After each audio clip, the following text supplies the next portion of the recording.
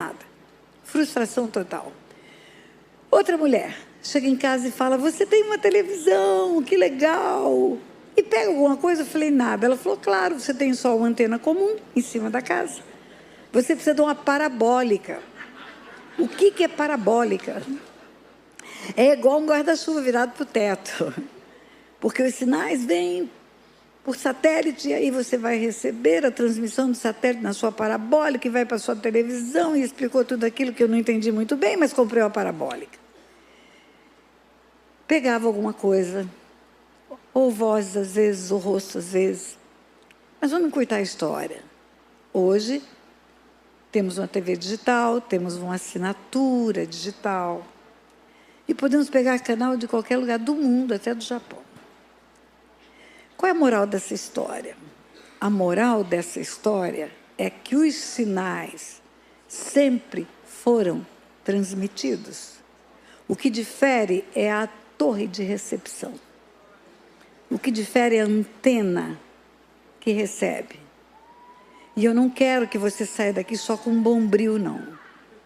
Porque o que Deus tem para falar para você é profundo, são mistérios do reino. Você precisa ter uma conexão aberta com o céu. Ele diz: buscar-me-eis e me achareis, se me buscardes de todo o vosso coração. Serei achado de vós e farei mudar a vossa sorte. Os princípios espirituais que eu vou lhe ensinar pode mudar não só a sua sorte, mas pode mudar a história da sua família também. Eu não estou brincando de falar de libertação, faço isso há 40 anos. Poderia fazer muitas coisas na vida hoje. Aposentada, com 75, meu marido com 85. Porque eu estou numa sala cheia de gente falando de cura e libertação? Porque é um chamado de Deus. É um grito de Deus, não é um chamado. Para ensinar os mistérios do reino. E a primeira coisa que eu vou te dizer é que o mundo espiritual é legal. Não é legal de joia, de bacana, é legal de leis. E Deus me fez juíza, sou uma juíza federal, para entender de leis, para entender o mundo espiritual. Para isso, Deus me levou até o ápice da minha carreira profissional, que foi trabalhar como juíza aqui no Rio de Janeiro. Quando eu estava às vésperas de ir para um tribunal, Deus falou para mim: pronto, agora chega. O que eu queria que você aprendesse, você aprendeu.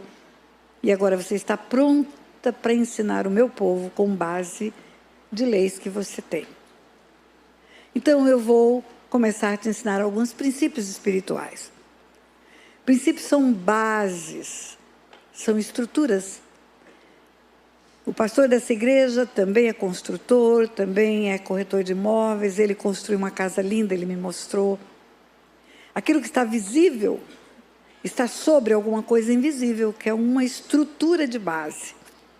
Estruturas podem ser base para levantarem prédios altíssimos. Você vê aquilo que foi acima do solo, mas abaixo do solo teve um bate-estaca, muito cimento, muito concreto, para segurar a estrutura superior que tem aqui. Assim é o mundo espiritual. Muitas coisas que nós aprendemos são superficiais. E não adianta, as coisas superficiais caem.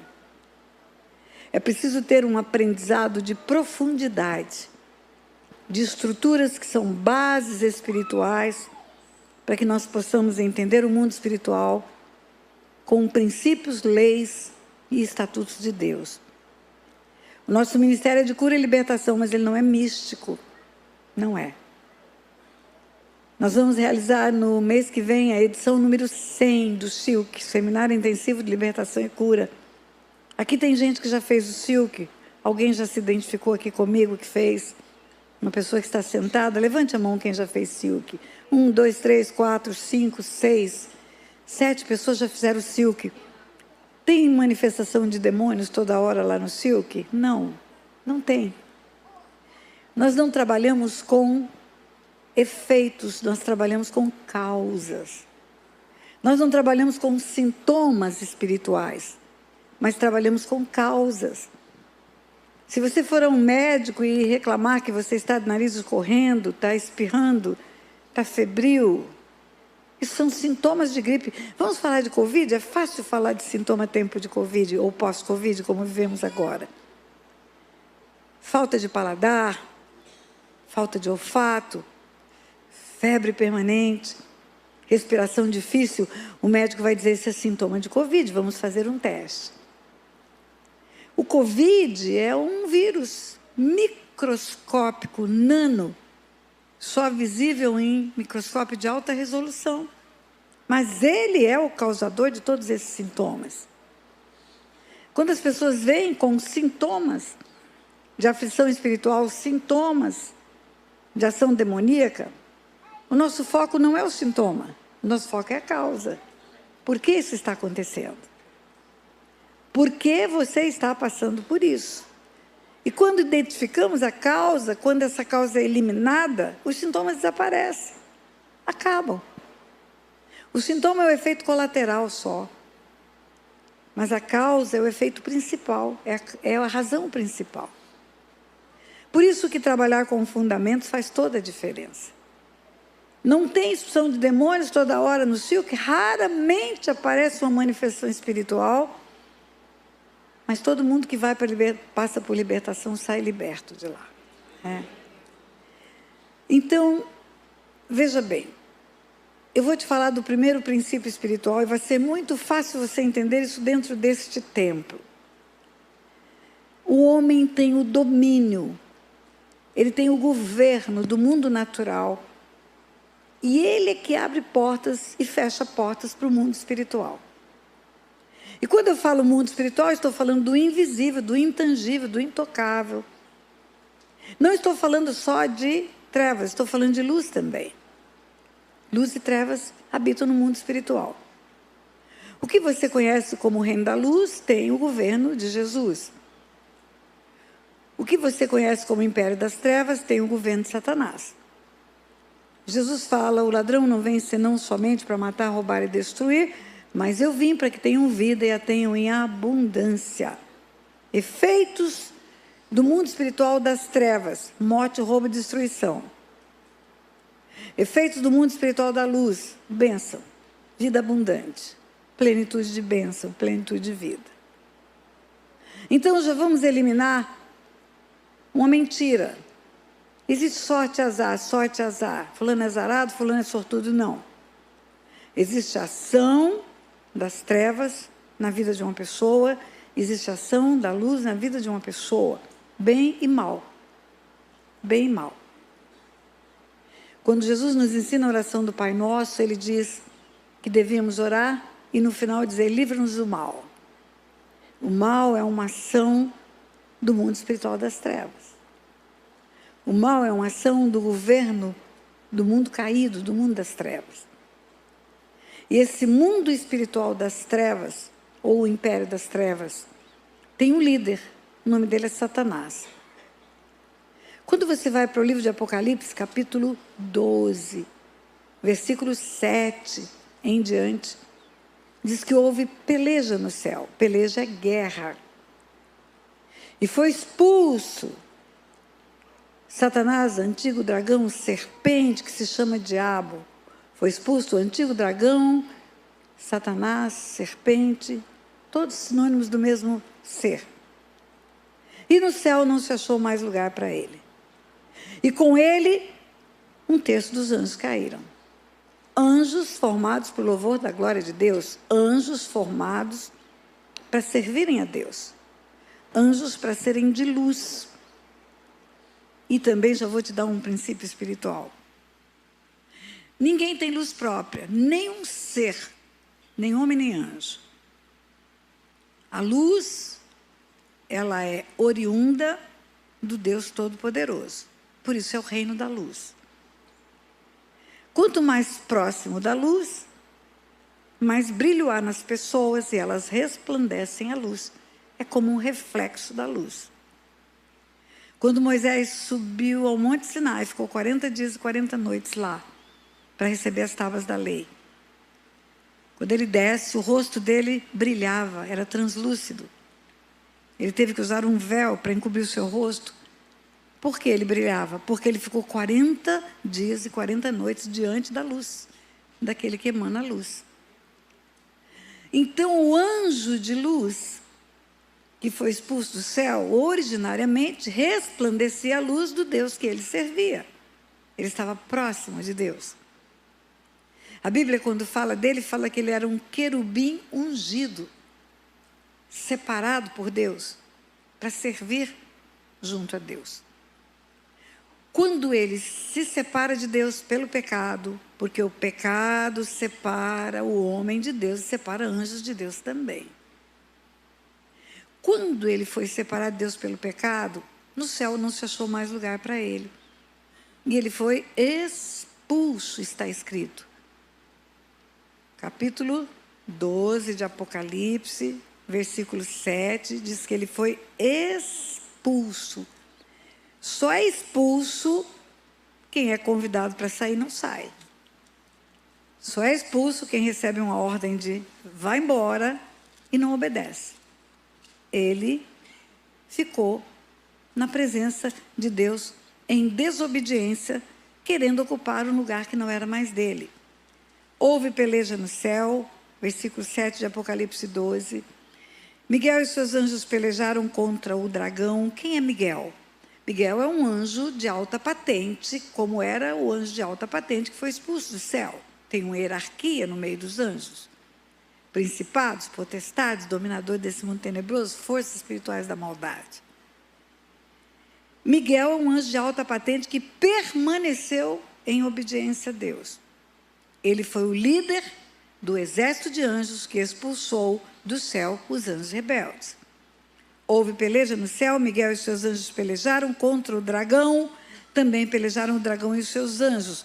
Por que dragão? Porque um pouco antes, em capítulo 12 ainda, tem uma alegoria.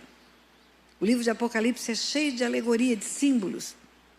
E no capítulo 12, antes do versículo 7, está escrito, versículo 3, viu-se também outro sinal no céu, e eis um dragão grande, vermelho, com 7 cabeças, 10 chifres, nas cabeças 7 diademas, e sua cauda arrastava a terça parte das estrelas do céu, os quais lançou para a terra.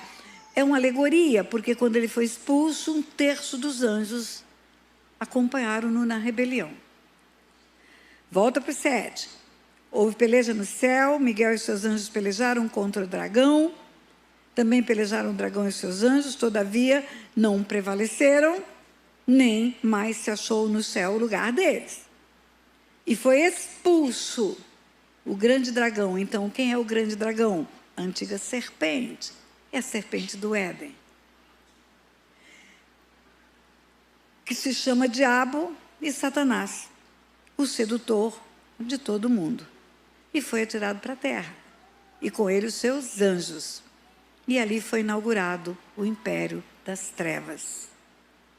Então, o Império das Trevas é um governo do mundo espiritual com adversários de Deus. É um governo no mundo espiritual invisível, mas real, que é feito por anjos. Os demônios, como os chamamos, como os conhecemos, são anjos. A natureza deles é de anjo. Eles apenas converteram-se para o mal.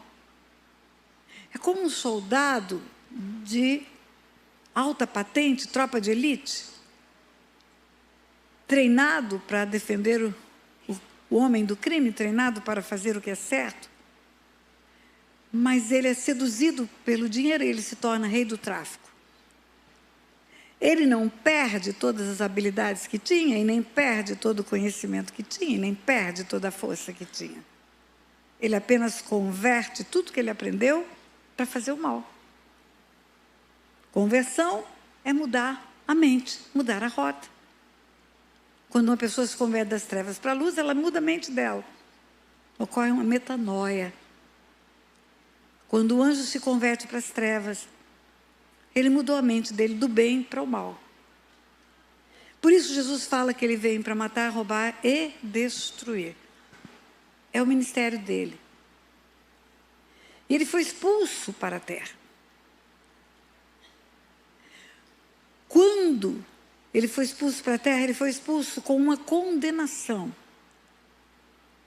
Como juiz, eu vou dizer para você, pode haver uma condenação com duas penas, na mesma condenação. A primeira pode ser prisão e a segunda pode ser indenização. A primeira condenação dele sai do céu, perde a presença de Deus. A segunda, um lago de fogo e enxofre por toda a eternidade, o inferno. Feito por Deus para ser o presídio de Satanás e seus demônios. Quando Jesus se refere a ele, em alguns versículos bíblicos, fala, ele já foi julgado. Foi, é tempo passado do verbo. Aprenda a língua portuguesa para interpretar a Bíblia. Ele foi julgado. E tem hora que Jesus fala, ele será expulso, será tempo futuro do verbo. Ele foi julgado, mas ele ainda não foi expulso. Ele vem para a terra com o julgamento e a condenação eterna de um lago de fogo e de enxofre por toda a eternidade. E quando vai se cumprir a prisão dele? Quando acontecer o que está escrito em Apocalipse 20, 10, é tempo futuro. É tempo futuro, vai acontecer. Tão certo como o sol brilha, ou como a chuva cai, ou como um dia sucede outro dia, uma noite outra noite, tem um inferno esperando ele para colocá-lo atrás das grades por toda a eternidade. Jesus fala, eu estou vivo, estive morto, e tenho comigo as chaves da morte e do inferno. E com essas chaves ele vai trancar Satanás num lago de fogo e de enxofre por toda a eternidade. E Satanás sabe. Termina essa história, versículo 12, por isso festejai os céus e vós o que nele habitais, ai da terra e do mar, pois o diabo desceu até vós, cheio de grande cólera, sabendo que pouco tempo lhe resta, pouco tempo lhe resta, pouco tempo. Quando você conhece a Bíblia toda, você vai ver quantas vezes uma pessoa chega endemoniada diante de Jesus e o demônio fala pela boca da pessoa. Bem sei quem és o Santo de Deus, viesse atormentar-nos antes do tempo. Por que ele fala tempo? Porque ele sabe que chegará o tempo em que ele será preso para sempre e o ministério dele na terra termina, acaba. Mas, ai da terra e do mar. Quando ele foi expulso do céu, no céu não se achou mais lugar para ele, ele foi procurar outro lugar para viver. Mundo espiritual, céus, região celestial, é tudo a mesma coisa na Bíblia. São sinônimos. Então não se achou mais lugar para ele. Ele perdeu o direito de ser livre no mundo espiritual, como anjo que era. Agora ele procura um lugar no mundo natural. Vamos fazer um parêntese. Quando Deus forma o mundo natural, aquilo que conhecemos como matéria, Deus formou tudo, fez tudo, arrumou tudo, colocou tudo que precisaria um homem para sobreviver no mundo natural. Deus tinha um filho no céu, um unigênito, único filho, Deus Pai, Deus Filho e Deus Espírito Santo, uma trindade. Quando ele formou um homem na terra, a sua imagem, a sua semelhança, não do Deus Pai só, mas imagem e semelhança da trindade. Porque está escrito em Gênesis 1:26, também disse Deus, façamos o homem à nossa imagem, conforme a nossa semelhança. Nossa é plural. Não está escrito, farei o homem conforme a minha imagem, a minha semelhança. O homem formado por Deus no Éden era semelhante ao Deus Pai, ao Deus Filho, ao Deus Espírito Santo. Havia nesse homem o DNA de Deus, o DNA da Trindade. Ele é um espírito, ele é um espírito. O homem é um ser triuno, o homem é um espírito, tem uma alma, está dentro de um corpo. A parte eterna é o espírito. O homem é espiritual, mas ele tem um corpo para ele ter legalidade para viver no mundo natural. É uma lei espiritual. Os céus são os céus do Senhor, mas a terra deu a ele e aos filhos dos homens. Deu ele a terra aos filhos dos homens. Salmo 115 Versículo 16. Os céus são os céus do homem, mas a terra deu-a ele aos filhos dos homens. O mundo natural foi marcado por coisas naturais, formados pelo Deus Todo-Poderoso para ser o habitat do homem. Está chovendo, chuva fina, chuva grossa, chuva fina. Por quê? Porque a terra precisa ser molhada. Porque as plantas precisam crescer.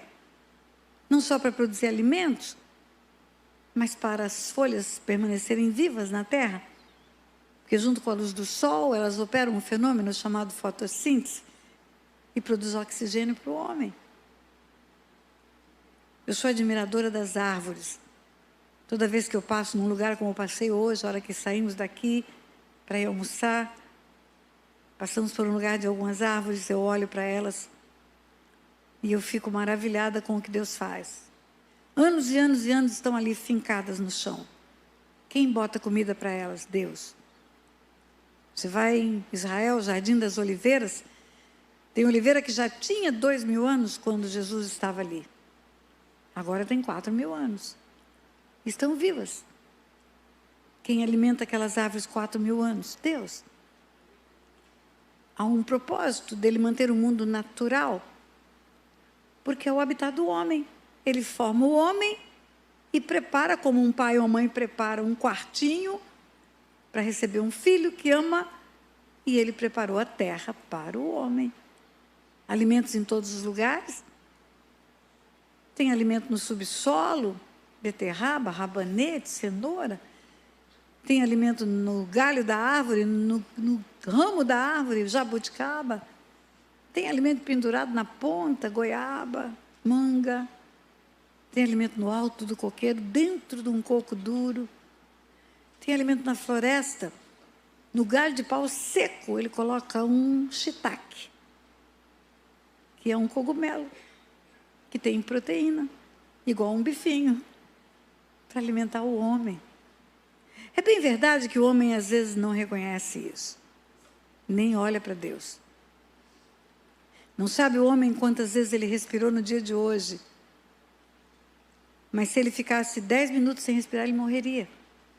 Não sabe o que Deus faz por ele. E tudo que ele formou nesse mundo natural foi para colocar um filho. Gênesis 1:26, também disse Deus, depois de dizer haja, haja, haja, e tudo se formar no mundo natural. Tudo preparado. Ele disse para esse homem, tenha domínio sobre tudo. Também disse Deus, façamos o homem à nossa imagem e semelhança. E tem ele domínio sobre os animais que voam, que nadam, que rastejam. E sobre toda a terra, sobre toda a terra. Escute bem. Em direito, domínio é diferente de propriedade. O Instituto de Direito, o Instituto de Propriedade, jurídico de propriedade, dá ao proprietário direitos especiais. O proprietário deste lugar, que não é o Ministério Belém Church, tem direito de romper o contrato de locação, de pedir o imóvel, de derrubar o imóvel, de construir um prédio. Ele é o proprietário. O proprietário pode vender, pode destruir. Deus vai fazer novo céu e nova terra. A terra é dele. No Salmo 24 diz, a terra, sua plenitude, todos os que nele habitam são do Senhor. É o proprietário. Mas domínio, que é um outro instituto jurídico, dá o direito de gerir, de administrar, de governar.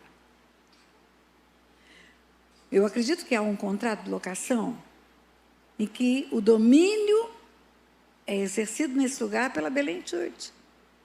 E porque a Belém Church tem o domínio, ela pode abrir a porta para quem ela quiser para entrar aqui.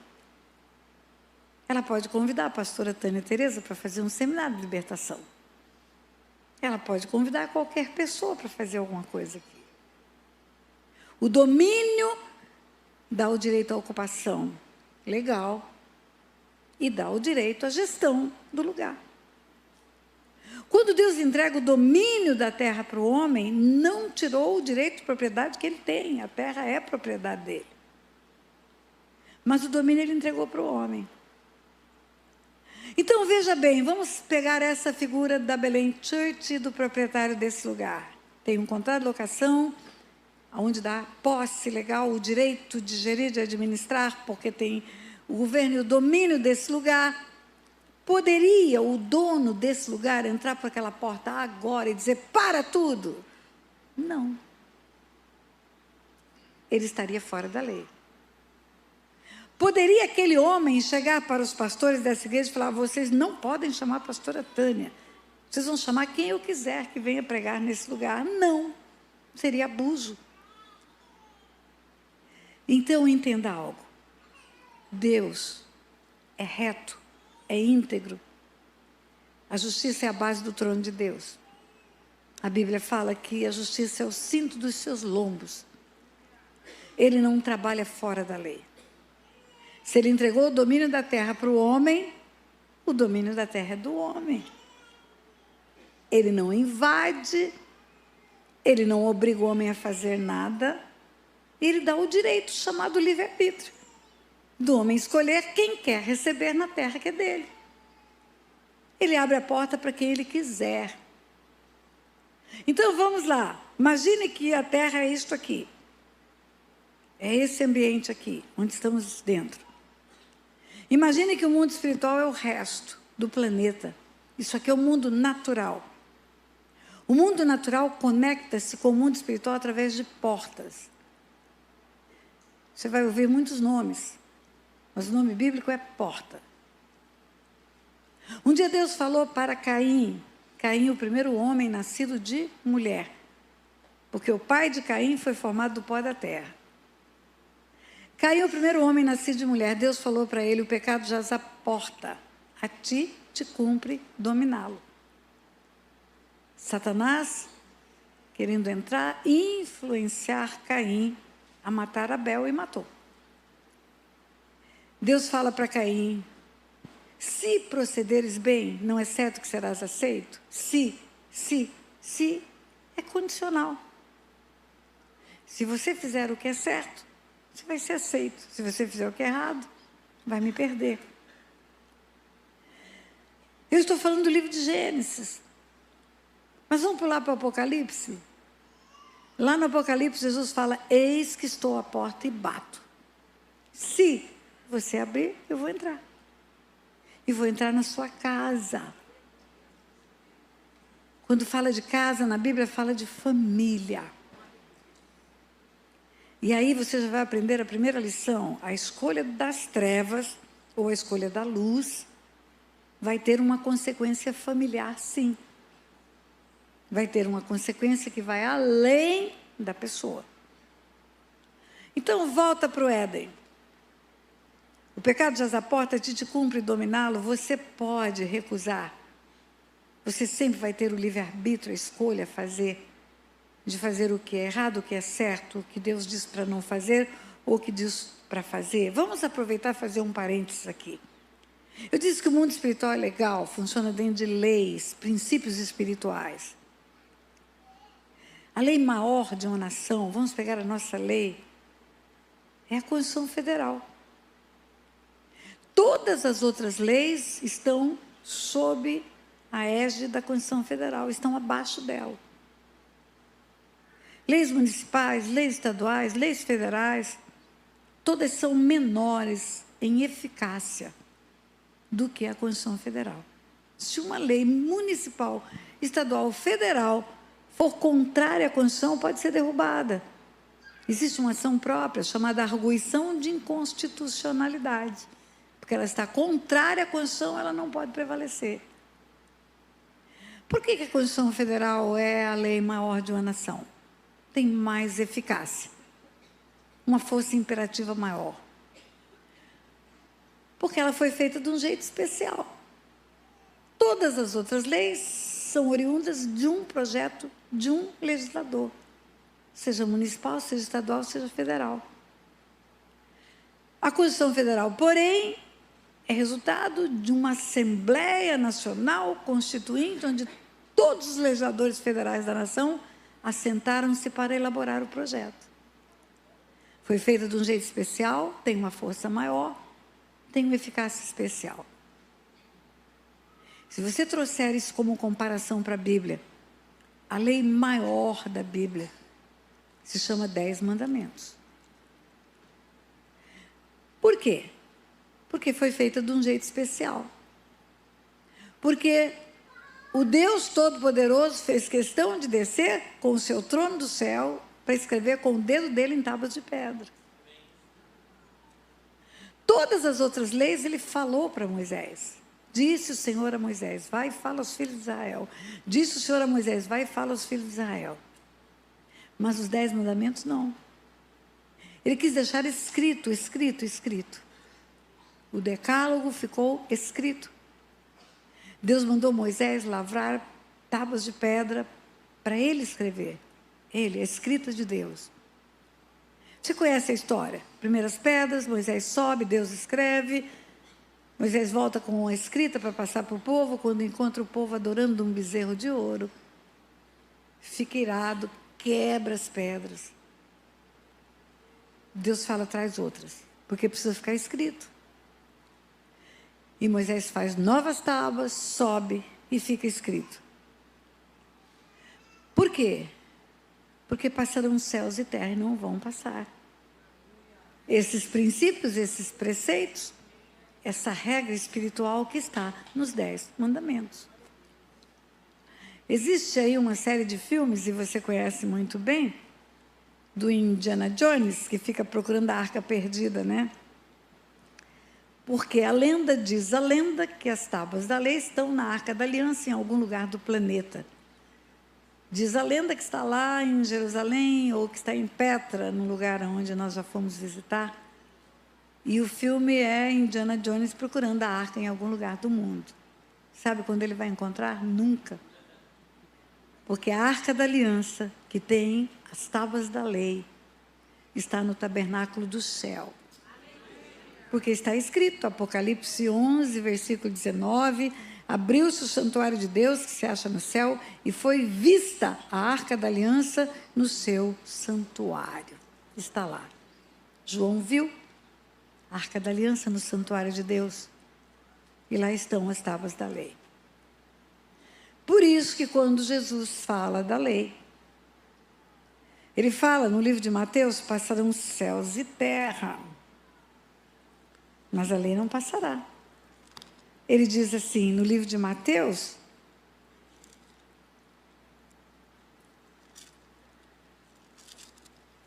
no capítulo 5, versículo 17, não penseis que vim revogar a lei, os profetas.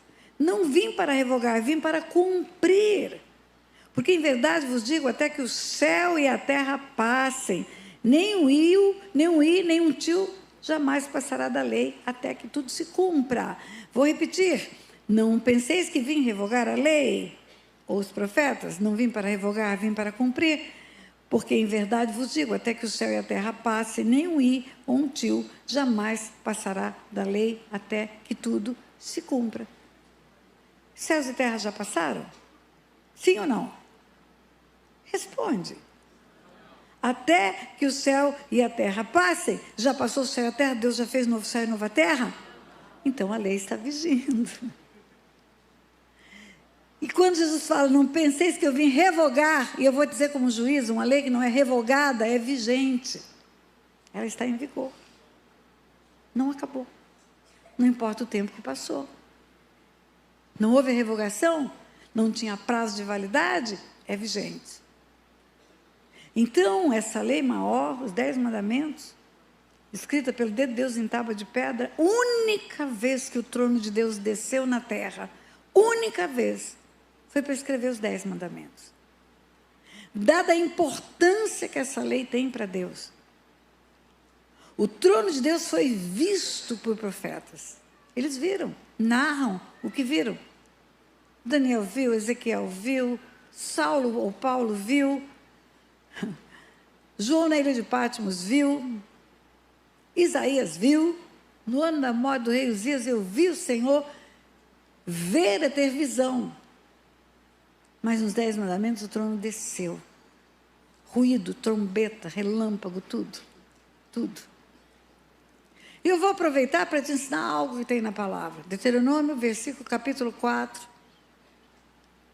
Moisés já sabe que não vai entrar na terra prometida. Deus já falou para ele que ele não vai entrar. E ele adverte o povo que vai entrar, o povo que saiu do Egito e que ia entrar na terra prometida daí a pouco. E ele adverte o povo lembrando desse episódio da descida do trono de Deus na terra. Lembra do dia que o Senhor vosso Deus vos falou em Horebe, em cima do monte? Lembra do barulho, do ruído, do som de trombeta? Lembra do temor que vocês tiveram? Lembra que ele desceu na terra? E lembra que ele não apareceu para vocês, para que vocês não fizessem imagem dele? Deus abomina a idolatria. Ele não apareceu aos homens, para os homens não fazerem imagem dele, para adorá-lo em espírito e em verdade. Então, os 10 mandamentos, a lei maior de Deus, elas representam a proteção para o homem. Se você tem uma criança pequena e você fala, não suba aqui, é para que ela não caia e se arrebente. E você fala para ela, não pegue no fogo, não pegue na faca, não atravesse a rua sozinha. O não é proteção de Deus. E os 10 mandamentos, tem 8 não.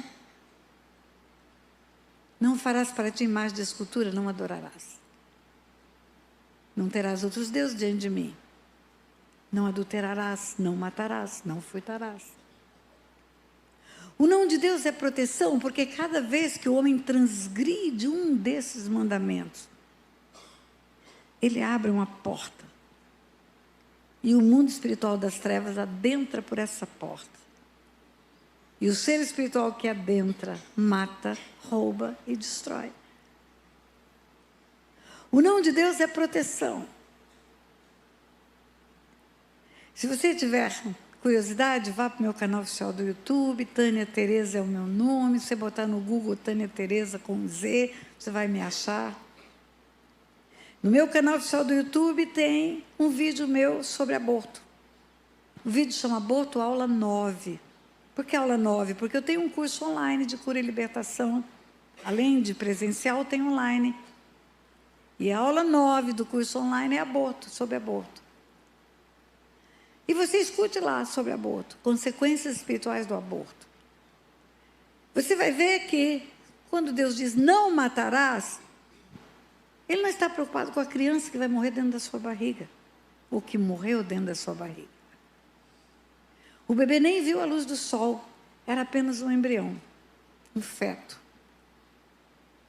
Não teve nenhuma perda. Se quando o homem morre, o corpo volta para o pó e o espírito volta para Deus que o deu, voltou para Deus. E não tem melhor lugar no universo do que nos braços de Deus.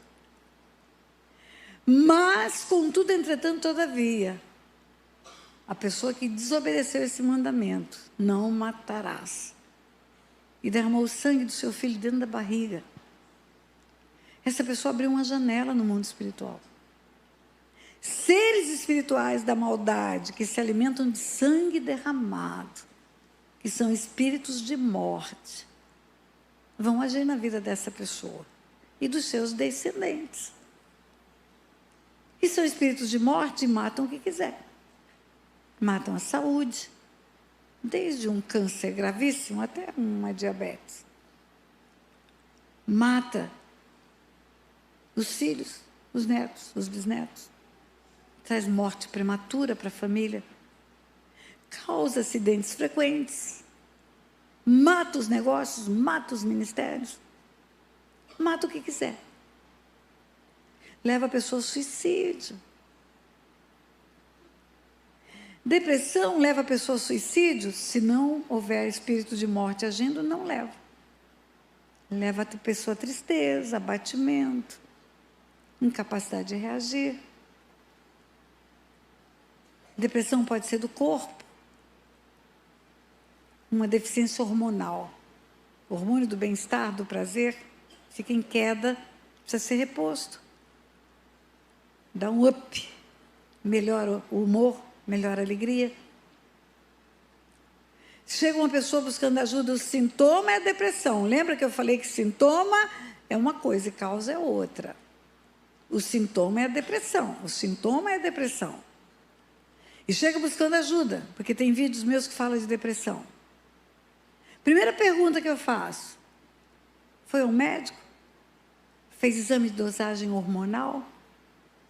Averigou se está em declínio os seus hormônios? Fui, pastora. E tem algum remédio que o médico tem receitado? Receitou lítio, pastora. Para aumentar minha dopamina, minha serotonina. E você está tomando? Estou, pastora, há 6 anos. Espera aí. Faz 6 anos que você está tomando um remédio para depressão e não ficou curada? Então não é do corpo. Não é. Mesma coisa que eu falar que eu tenho gripe, há 6 anos tomo remédio para gripe, não fui curada, então não é gripe, é uma alergia, talvez uma rinite alérgica, mas não é gripe. Aí vem a segunda pergunta. Você teve alguma perda drástica, sofrimento exagerado? Porque uma depressão reativa é uma reação da alma, não é do corpo mais. É uma reação da alma ao sofrimento.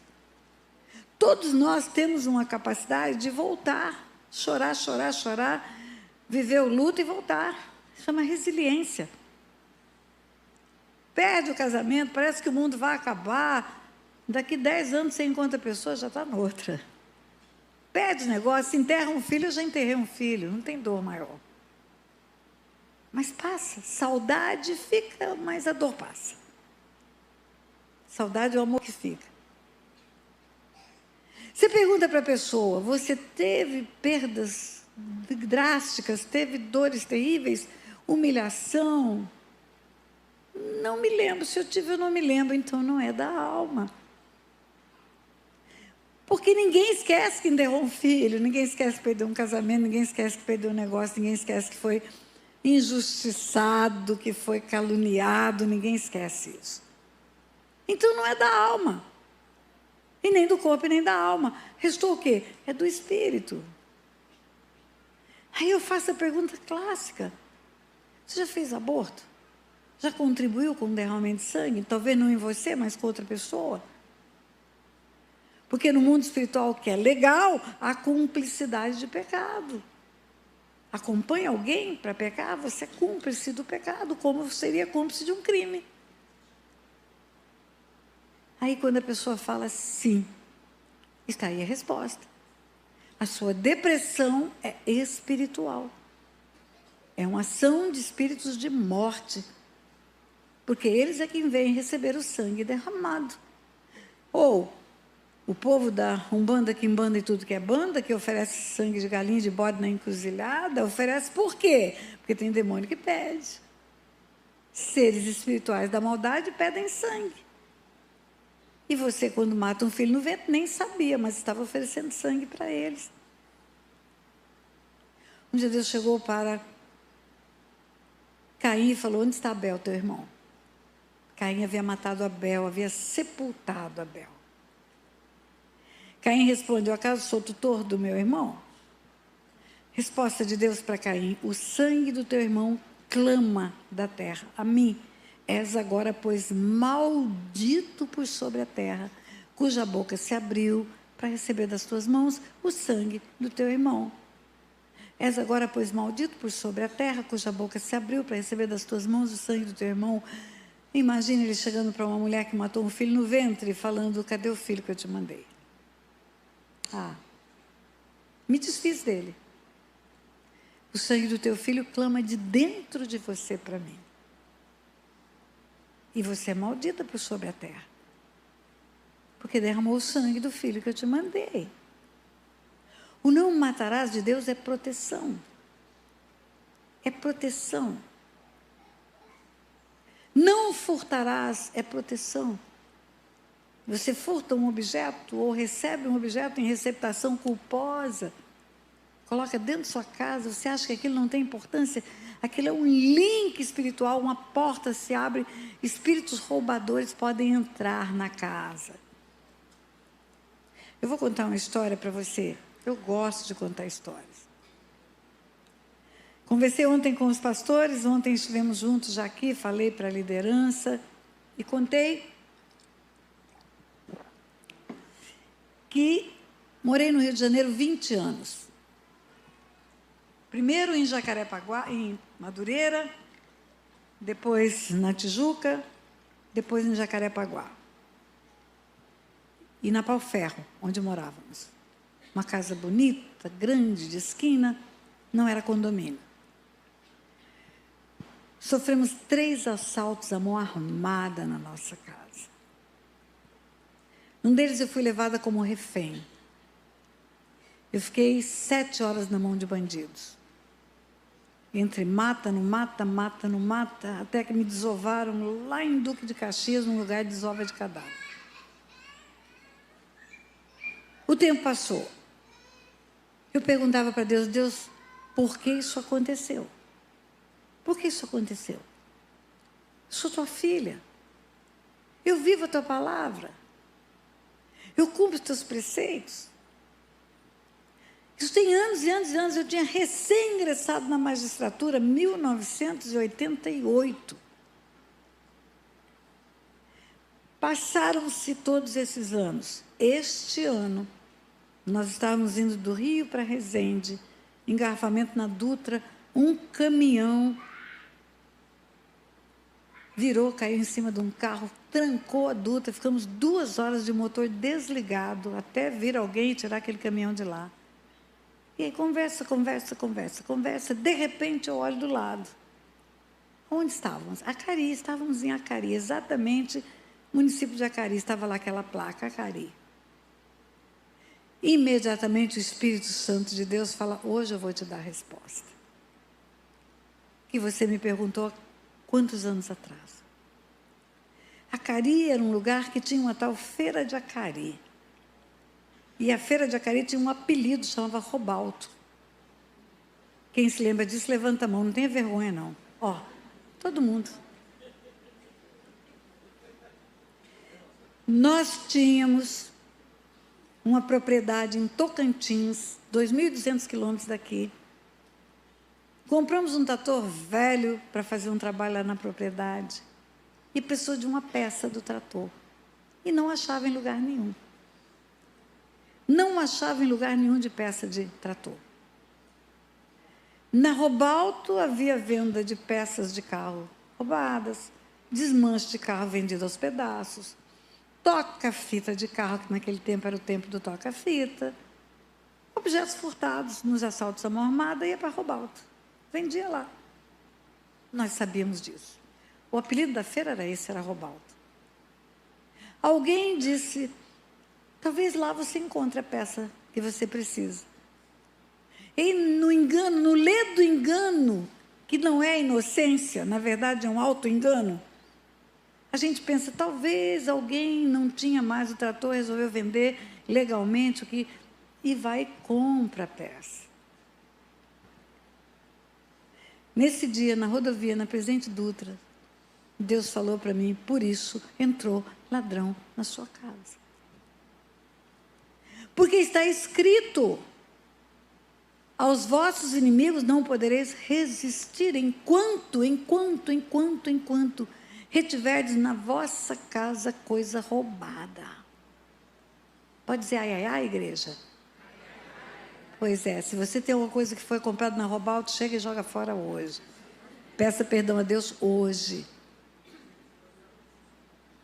O mundo espiritual é legal, queridos. Ele funciona dentro de leis. O não de Deus é proteção. Não furte, não furtarás. Deus odeia a iniquidade do roubo. Um lápis que tira no supermercado não faz nem cócegas no empresário. Não faz diferença para ele.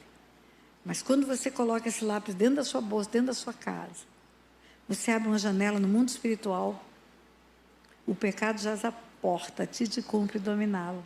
E o inimigo entra. E entra para matar, roubar e destruir. O que eu estou tentando ensinar para você como princípio espiritual? Você tem o governo do mundo natural. Deus te deu esse governo. Você convida para entrar na sua casa, ou luz ou trevas. Você escolhe quem vai entrar na sua casa. Deus não interfere na sua escolha. O pecado jaz à porta, a ti te cumpre dominá-lo, é você. Quando Deus fala resistir ao diabo, quando eu digo que o binômio de libertação é sujeitai-vos a Deus, mas resistir ao diabo, e ele fugirá de vós. Sujeitai-vos a Deus, sujeitai-vos a Deus, sujeitai-vos a Deus, é a primeira parte, alinhe-se com o céu. Sujeitai-vos a Deus, e chame o pastor para resistir ao diabo. Não, você resiste, ele foge de você, está escrito. Sujeitai-vos a Deus, mas resistir ao diabo, e ele fugirá de vós, de vós. Então, eu vou dizer para você, sem medo de errar, é você que manda entrar, é você que manda sair. É você que escolhe quem você quer entrar na sua casa. E essa regra espiritual, ela é imutável, porque Deus não muda. Quando Jesus ensina você a orar o Pai Nosso, Ele diz para você orar: Pai Nosso que estás no céu, santificado seja o teu nome, venha o teu reino, seja feita a tua vontade, assim na terra como no céu. Seja feita a tua vontade, assim na terra como no céu. Mas espera aí, por que eu tenho que dizer para Deus que Ele pode fazer a vontade dEle na terra? Eu tenho que orar dizendo isso. Ele não é soberano? Ele não pode gritar dos altos céus: eu faço a minha vontade onde eu quiser? Por que o homem precisa dizer para ele: seja feita a tua vontade, assim na terra como no céu? Porque o governo da terra é do homem.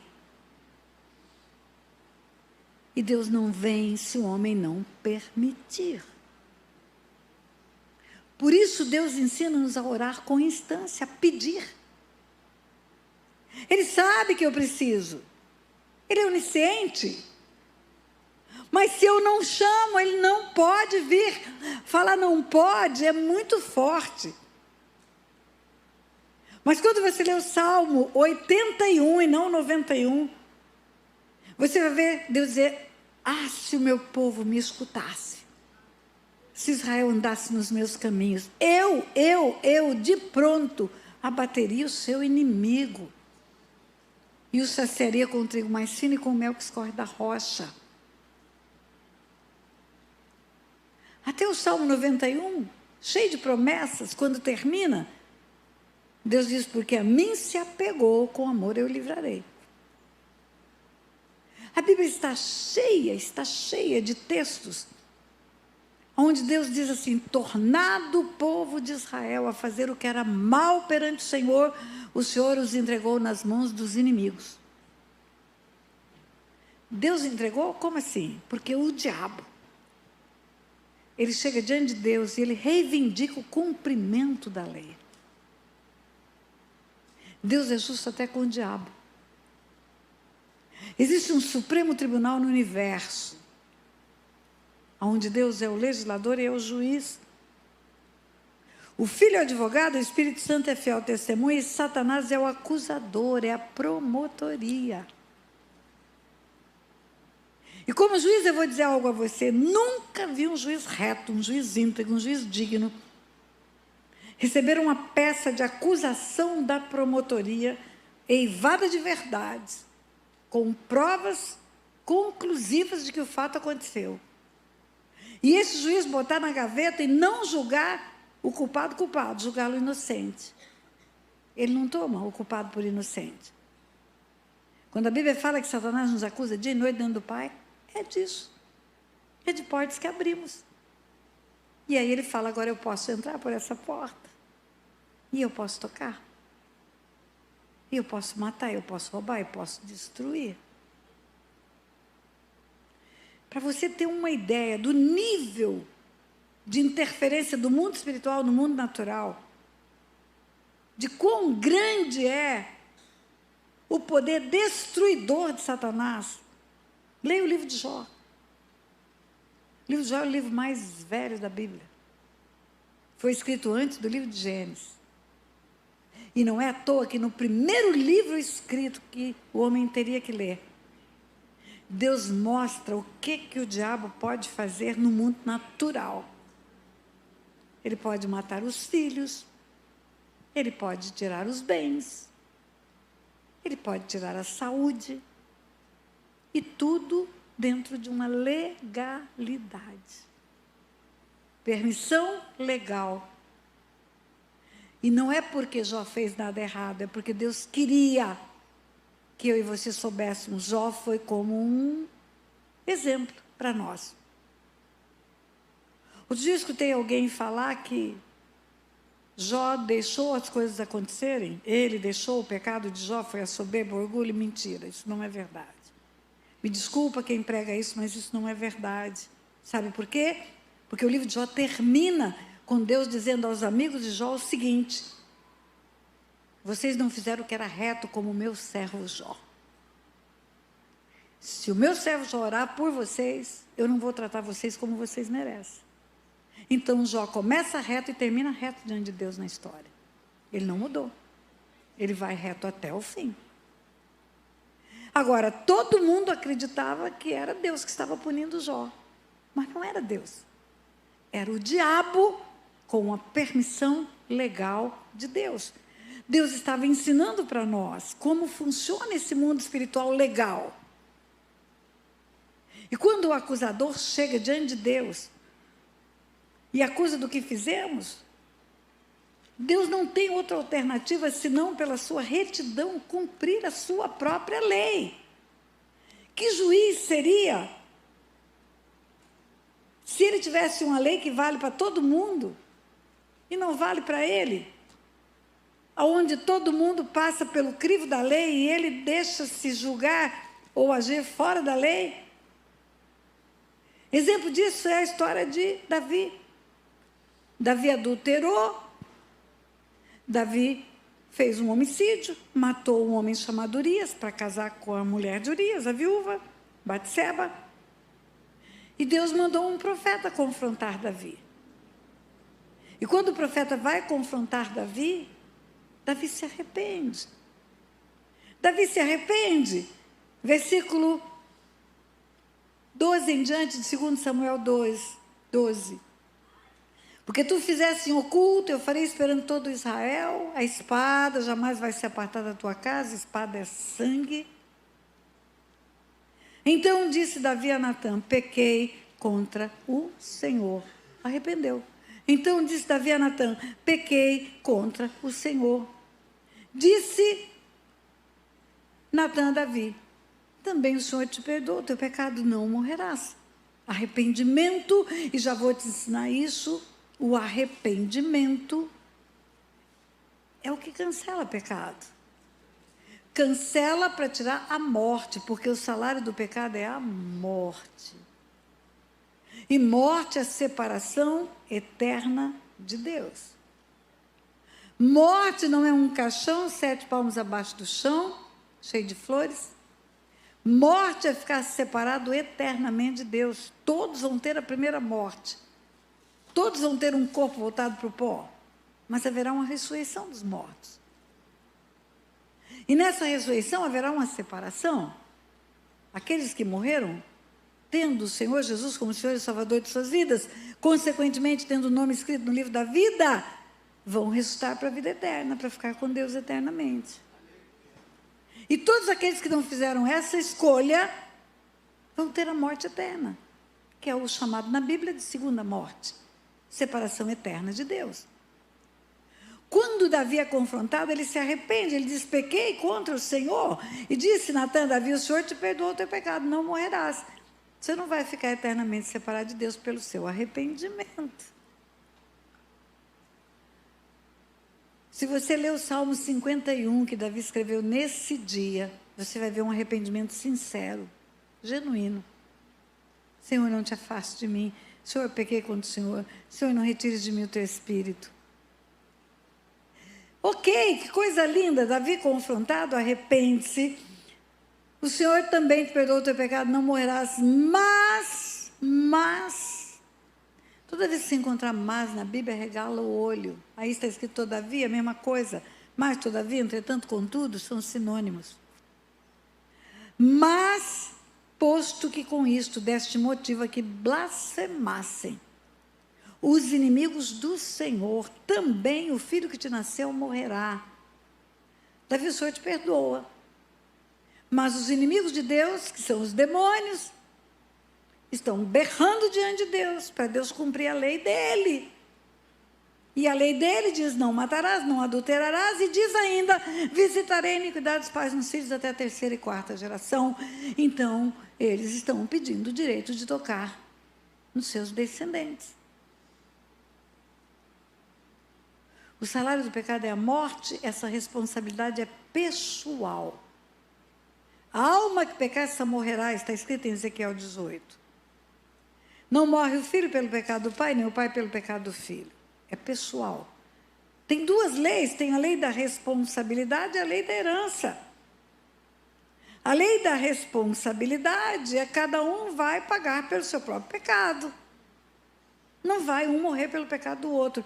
E também o arrependimento é eficaz para cancelar só o seu próprio pecado. Senão eu podia sair arrependendo pelo pecado de toda a minha família.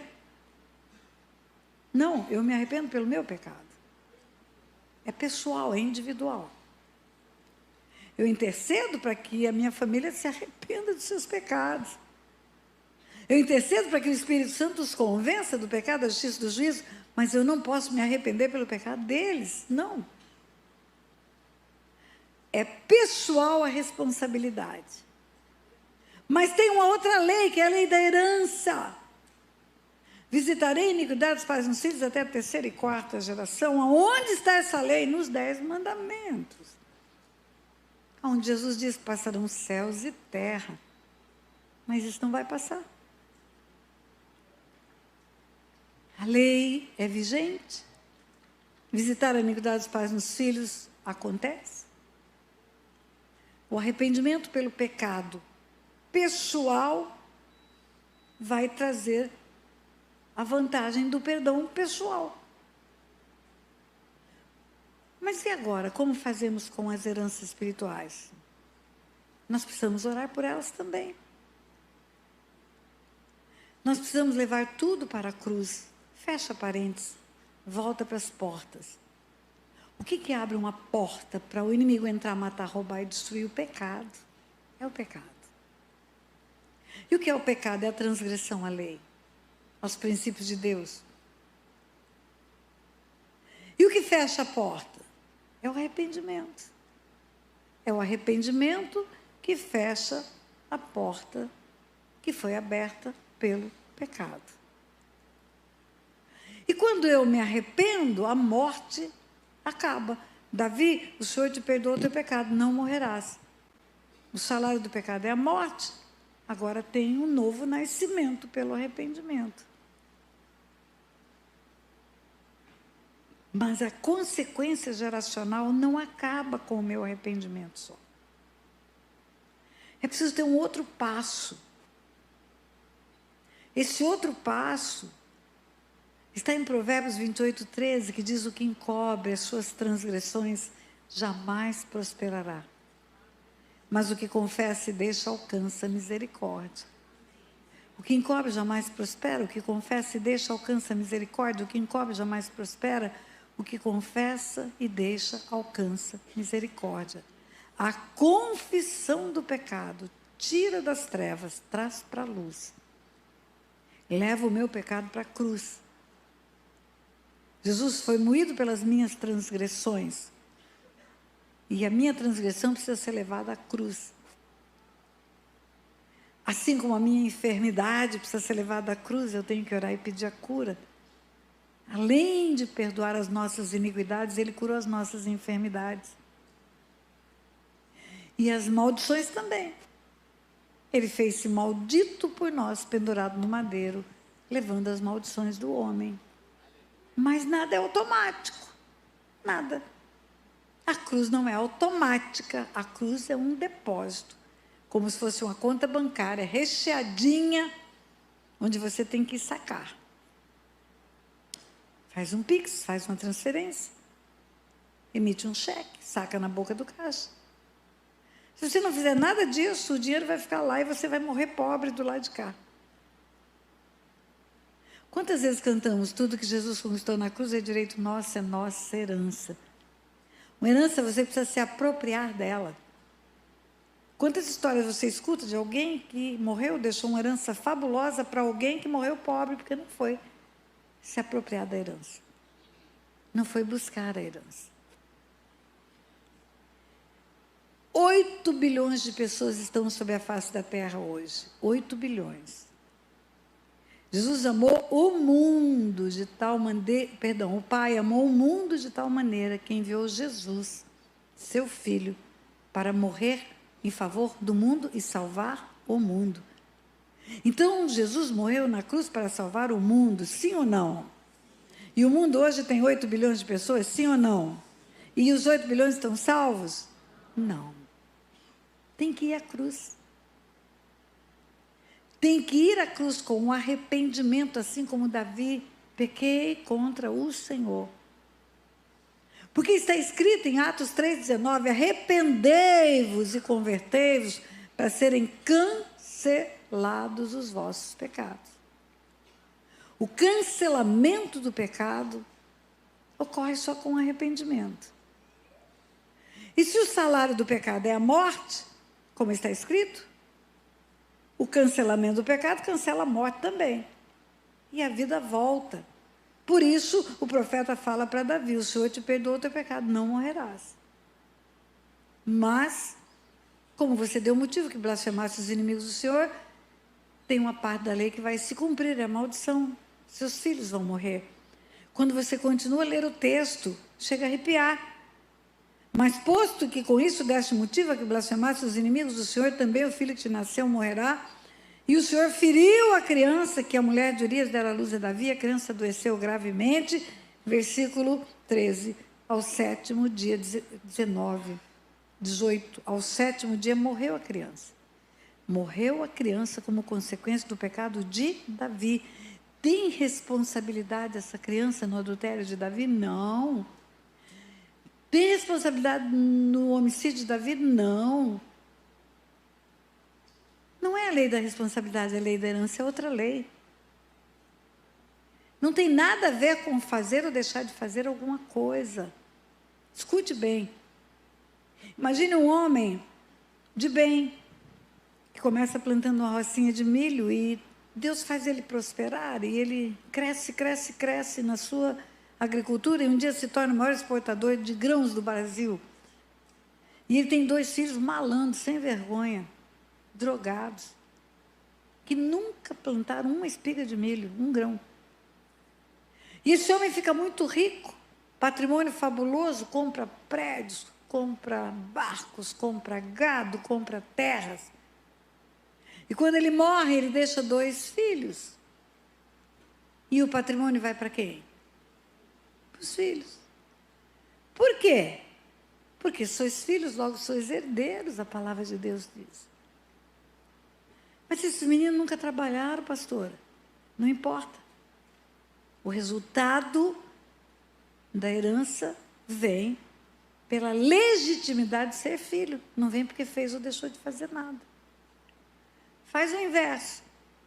O homem é malandro, o homem é traficante, o homem é corrupto, ele tem 2 filhos santos, 2 meninos de Deus, 2 rapazes bons, e ele fica rico fazendo lavagem de dinheiro do tráfico e compra metade do Rio de Janeiro e deixa 2 meninos que são santos lá da igreja. E quando ele morre, quem herda o patrimônio dele? Os filhos.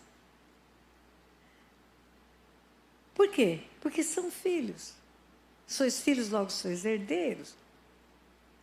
Não precisa fazer nada e nem deixar de fazer nada, basta ser filho. Então são 2 leis diferentes. Lei da responsabilidade decorre do pecado praticado. Lei da herança decorre da legitimidade de ser filho, só isso.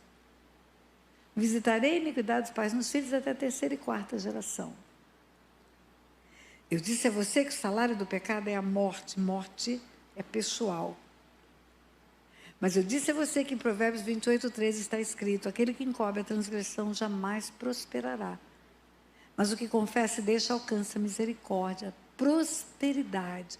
O que é prosperidade? Não é essa lenga-lenga que está pregando nas igrejas de ficar rico, não. Isso não é prosperidade. A palavra prosperidade, ela tem um sentido muito mais amplo do que esse negócio que fazem com Deus aí, como se Deus ficasse vendendo bênçãos. Shalom é uma palavra que dá para você definir como uma paz decorrente da vida abundante. Prosperidade seria nada faltando, nada quebrado, nada fora do lugar.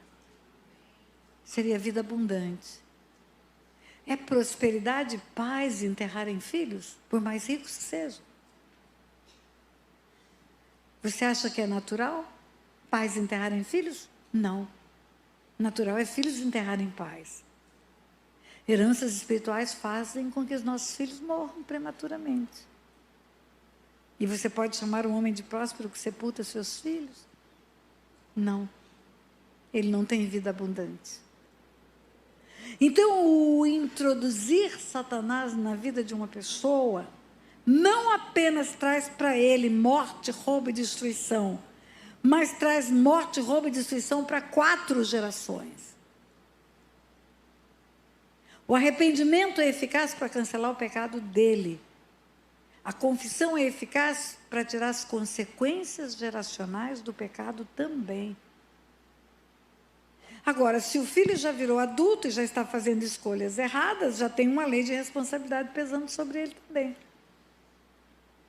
É preciso que esse filho se converta e também venha para o Senhor e também se apresente em arrependimento e confissão para romper as estruturas malignas que constrói com o diabo.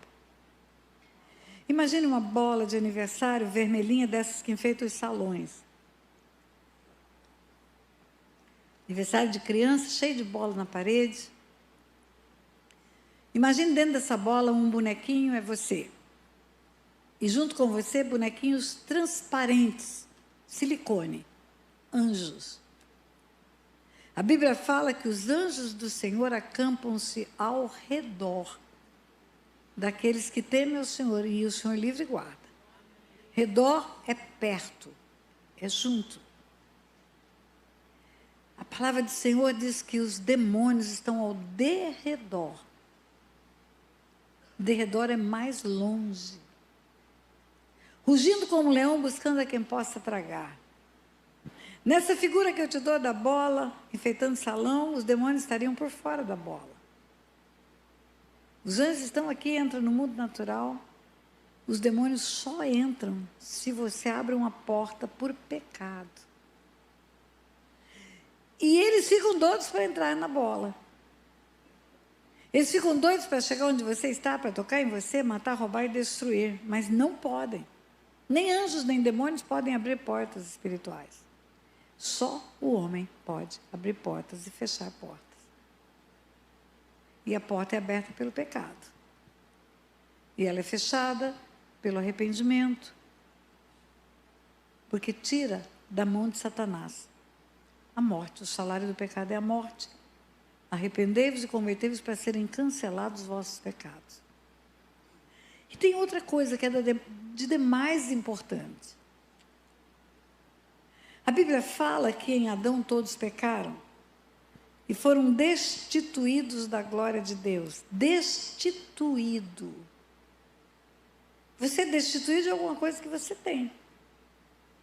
Você é destituído do cargo, você é destituído do imóvel, você é destituído da função. Então o homem tinha a glória de Deus. O que é a glória de Deus? Ele tinha o DNA de Deus, ele tinha nele. A semelhança de Deus era o DNA de Deus, era o Espírito de Deus nele. Quando a Bíblia fala que o salário do pecado é a morte, ele teve morte espiritual. Quando ele se converte, que ele vem para Jesus, ele nasce de novo. Ele tem a restituição do Espírito Santo. A Bíblia fala em Gálatas 4, a partir do versículo 4, vindo à plenitude do tempo, Deus enviou o seu Filho, nascido de mulher, nascido sob a lei, para resgatar os que estavam debaixo da lei, a fim de que recebêssemos a adoção de filhos. A fim de que recebêssemos a adoção de filhos. E porque vós sois filhos, Deus enviou ao nosso coração, está escrito lá, o Espírito do seu Filho, que clama, Abba, Pai. De sorte que não sois mais servos, mas sois filhos. E se sois filhos, sois herdeiros de Deus. Então, a vinda do Filho de Deus ao mundo para morrer naquela cruz teve a finalidade de restituir o DNA de Filho de Deus em nós, que é nos dar o Espírito Santo. Aquele que se converte, aquele que entrega a vida para o Senhor, ele tem a chancela do Filho, que é o Espírito. Porque vós sois filhos, Deus enviou o nosso coração. Parece que é uma impropriedade da língua. O homem que conhece a língua pode dizer, porque vós sois, tinha que ser o vosso. Não, mas Paulo se inclui. Porque vós sois filhos, Deus enviou o nosso coração, ao seu e ao meu coração. O Espírito do Filho, que é o Espírito Santo. Porque você se torna filho de Deus pela cruz. Você se torna filho de Deus. Então, veja bem, conceitos bíblicos são leis espirituais. Para isto o Filho de Deus se manifestou, para destruir as obras do diabo. Não para contemporizar com as obras do diabo. O diabo foi responsável pela retirada do homem da presença de Deus. Foi responsável para levar o homem ao pecado, à desobediência. O pecado não começou no Éden, o pecado começou no céu, teve uma rebelião de anjos. E quando esse anjo foi expulso do céu, ele sabia que se o homem pecasse, seria expulso da presença de Deus, e foi. Por isso ele levou o homem ao pecado. Só que Deus deu ao homem a chance do arrependimento, que não deu para os anjos. Por que não deu para os anjos? Porque os anjos conheciam Deus por inteiro.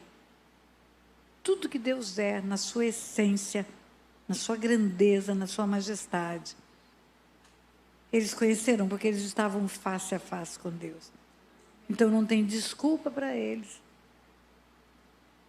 O homem feito por Deus na terra, no jardim, no mundo natural, para o homem fazer o caminho inverso. Ele vai escolher Deus. Ele vai escolher viver com Deus. Ele vai buscar Deus. Ele vai querer encontrar-se com Deus. E quando por decisão própria, ele decide pela luz e não pelas trevas, ele se torna filho de Deus. Ele veio para os seus, está falando de Jesus. Os seus não receberam, e tantos quantos o receberam, deu-lhes o poder de serem feitos filhos de Deus, a saber os que creem no seu nome. Pastor, eu tenho Jesus. Eu entreguei minha vida para Jesus. Me responde uma coisa, ainda assim, eu havendo entregue minha vida para Jesus, esses seres espirituais da maldade que estão ao derredor, rugindo como um leão, buscando a quem possa tragar, podem me tocar? A resposta é sim, se você continuar pecando. A resposta é não, se você tomar a decisão de dizer não para o pecado. Porque está escrito. Capítulo 5 de primeira epístola de João, diz assim, versículos 18 e 19. Sabemos que todo aquele que é nascido de Deus não vive pecando. Pecando é gerúndio, é ato continuado. Pecando é uma ação em processo. Normalmente usamos indevidamente o gerúndio, tempo do verbo. O moço está na mesa, a gente fala, meu filho, desce para almoçar. Ele fala, estou indo, mas não tirou a bunda da cadeira ainda.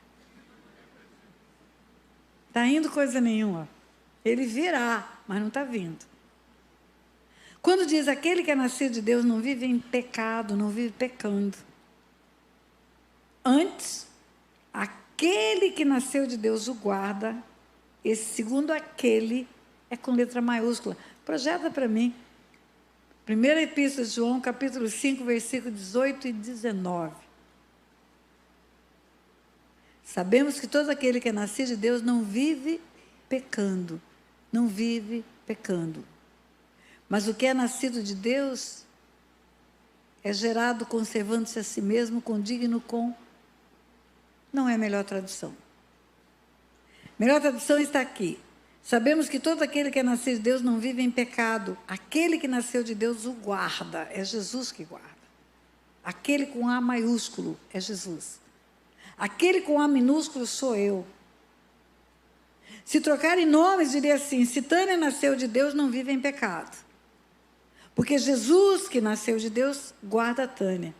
E o maligno não lhe toca. Aquele que nascido de Deus não vive em pecado. E porque ele não vive em pecado, ele tem a guarda do Senhor Jesus. Agora, se ele vive em pecado, a guarda vai embora. Desaparece. E o diabo toca. E o diabo toca em crente, pastora, toca.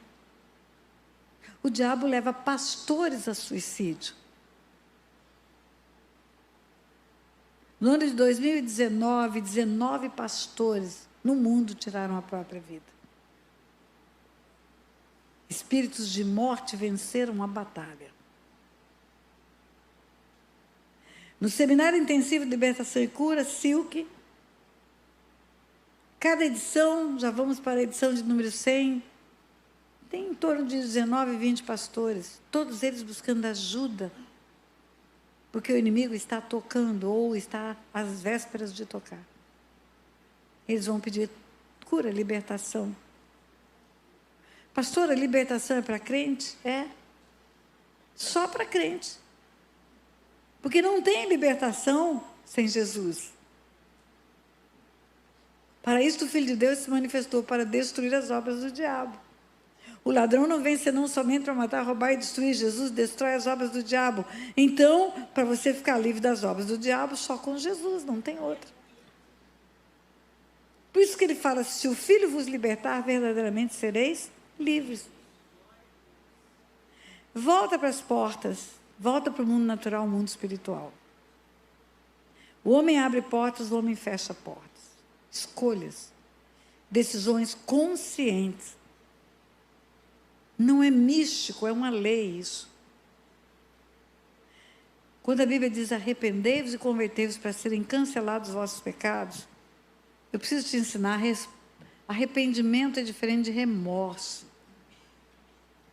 No remorso, o homem está preocupado com a horizontal. O que ele fez para si mesmo, o que ele fez para outras pessoas, o preço que ele está pagando por ter feito errado. Perdeu a família por causa do adultério. Passou o momento da paixão, da sedução. Cai em si: o que eu fiz da minha vida? Isso é remorso.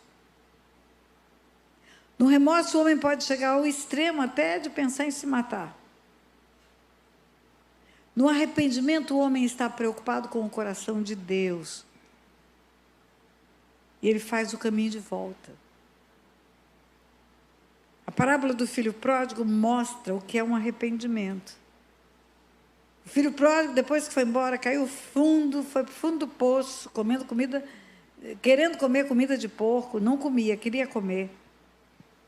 Mas ninguém lhe dava nada, está escrito. Caindo em si, ele disse: voltarei para a casa do meu pai. E direi: Pai, pequei contra o céu diante de ti, não sou digno de chamar teu filho. Trata-me como um dos teus trabalhadores. Arrependeu-se de haver pecado contra Deus. O pecado é transgressão à lei. Transgressão à lei é fazer diferente do que é a vontade de Deus. É desobedecer aquele que te formou, que te fez, e que é o melhor para a sua vida. E quando ele pensa: pequei contra o céu diante de ti, ele pensou num plano de fazer o caminho de volta. Voltarei para a casa do meu pai. E direi: Pai, pequei contra o céu diante de ti. Não sou digno de ser chamado teu filho. E a Bíblia diz: e levantando-se foi. O arrependimento pelo pecado é a dor de ter ferido o coração de Deus. Gera um plano de mudança. O pecado é pornografia na internet. Eu estou preso nessa pornografia maligna que me leva para a masturbação. pois eu vou parar de ver celular. Eu vou entregar meu celular para minha esposa, vou falar, segura meu celular. E se eu tiver alguma coisa importante para tratar, eu vou pedir para você tratar como minha assistente. É o computador? Está na sala da casa? Não, está no meu quarto, pois bota ele na sala. Tira a senha dele. Mostra a senha dele para todo mundo na sua casa. Os amigos que levam você para a droga, é aquela turma que você sai com ela que toma mais um, e daqui a pouco fuma um, daqui a pouco cheira um. Foge deles. A Bíblia não diz que você tem que fugir do mal, você tem que fugir da aparência do mal. São decisões conscientes. Tem que fazer um plano de voltar atrás. E tem que voltar. Porque plano sem execução é um mero plano. Quanta gente tem plano para fazer tanta coisa e nunca faz? Então, a atitude de pecar leva o homem para a separação de Deus. O arrependimento abre o coração dele para que Deus volte a falar com ele, mas só arrependimento não é atitude. A atitude é um caminho de volta. O que está acontecendo na sua vida? Está tudo ruim, tudo errado, tudo, nada dá certo.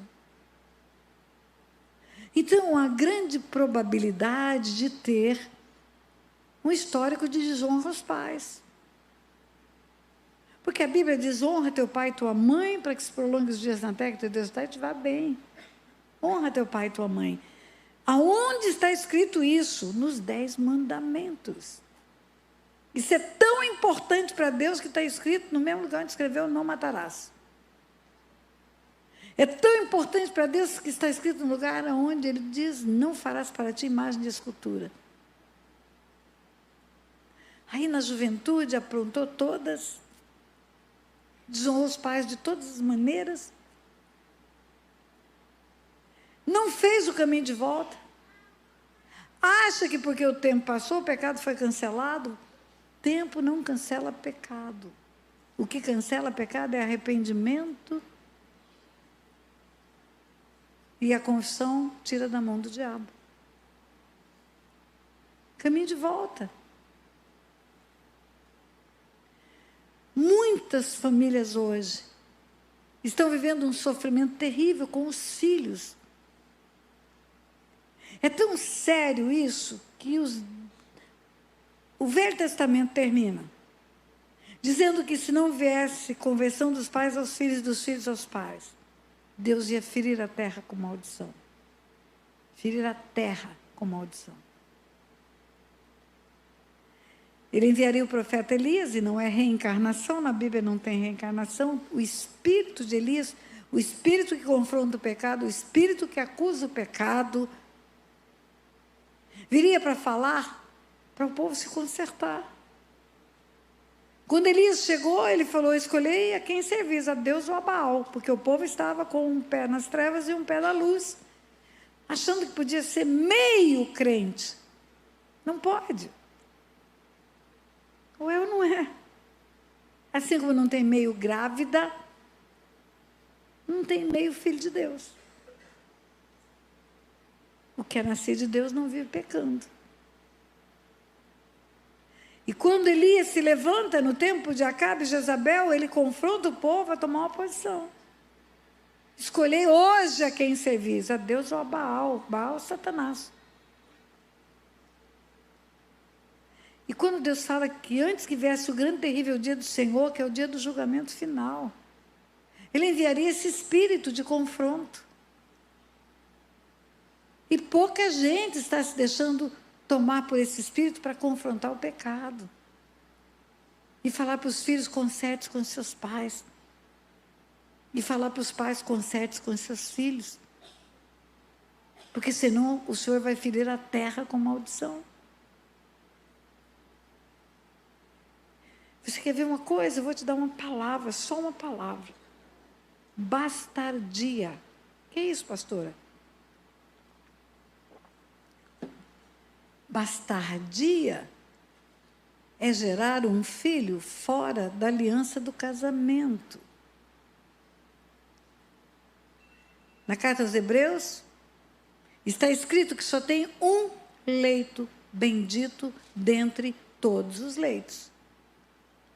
É o leito do matrimônio sem mácula, sem sujeira, sem pecado, sem pornografia. Bendito dentre todos seja o leito do matrimônio. Matrimônio é casamento, casamento, casamento, casamento.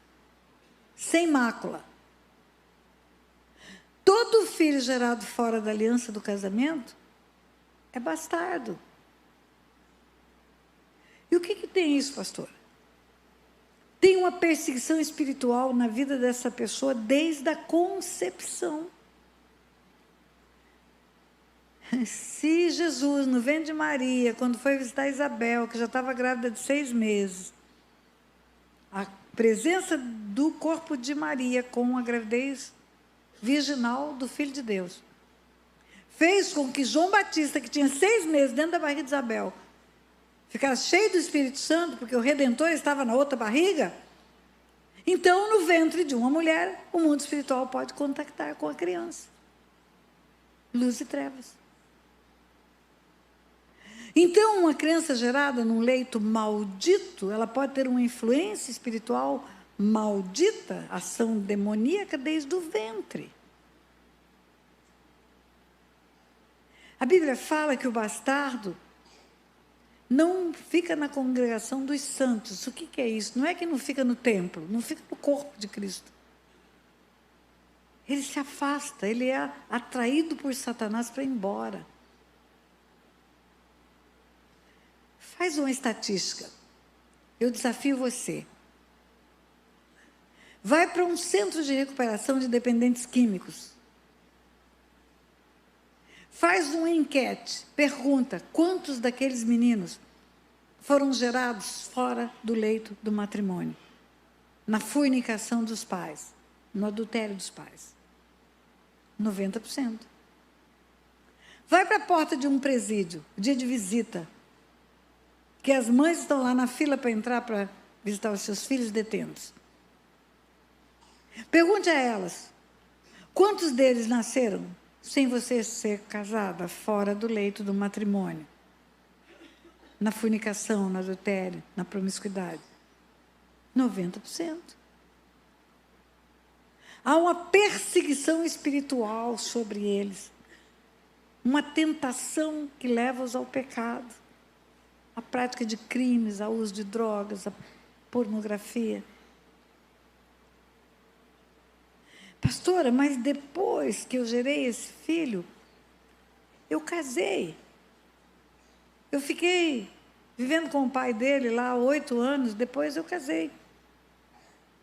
Então, mãe, deixa eu dizer algo para você. Casamento não cancela pecado. O que cancela pecado é arrependimento. Tem que se arrepender de haver gerado filho fora do leito do matrimônio. Mas eu já estava noiva, pastora. Eu estava noiva e eu casei de véu e grinalda, na barriga nem aparecia. Véu e grinalda não cancela pecado. É só o casamento, a aliança de casamento. É gerar filho dentro da aliança do casamento. Efeitos colaterais, sintomas, filhos perdidos. Causa, bastardia, entende o que eu estou querendo dizer? A causa que precisa ser atacada. Arrependimento, confissão. Tratar do jeito certo. Agora tem um arranjo social. Tem um arranjo social, foi feito um arranjo social. Existe uma tal de uma união estável. União estável é casamento, pastora? Não, não é. União estável não é casamento. Escute bem, abre o olho, olha para mim. Deixa eu te abençoar. União estável é um arranjo. Sabe alguma coisa que tem orelha de porco, pé de porco, rabo de porco, focinho de porco, toicinho de porco, mas não é porco, é feijoada? É isso. É um arranjo. E eu vou te provar que não é casamento. Uma pessoa que não é divorciada de um casamento pode ter uma união estável com outra pessoa. E não é considerado bígamo. Se ele tem um casamento e ele quer ter uma união estável sem ter divórcio, não tem problema. Não precisa de divórcio para desmanchar a união estável. Não é casamento, é um arranjo. E agora os filhos gerados nessa união arranjada são bastardos? São bastardos. Meu povo perece por falta de conhecimento. São arranjos para não perder pensão alimentícia de um casamento que teve.